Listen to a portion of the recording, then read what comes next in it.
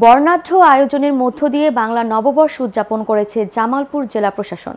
সোমবার সকালে শহরের কেন্দ্রীয় শহীদ মিনারে নববর্ষকে বরণ করতে উদীচী শিল্পী গোষ্ঠী ও মণিমেলা খেলাঘর আসর সঙ্গীত পরিবেশন করেন।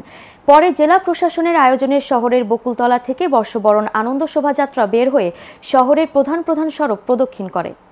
এ সময় উপস্থিত ছিলেন জেলা প্রশাসক Hasina Begum, police super Syed Rafiqul Islam, civil surgeon doctor Azizul হক সহ বিভিন্ন সরকারি দপ্তর, সামাজিক ও সাংস্কৃতিক সংগঠনের নেতৃবৃন্দ।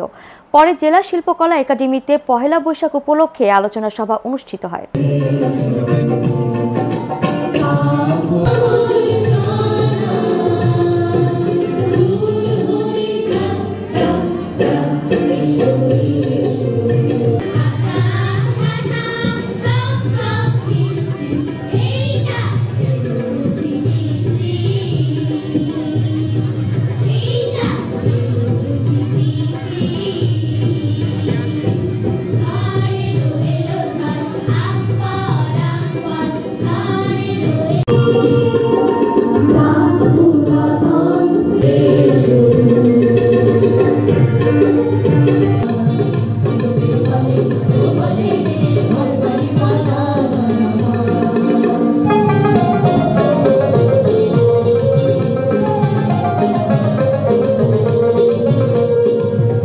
Pagrulik di budi, budi gulay kay di mati.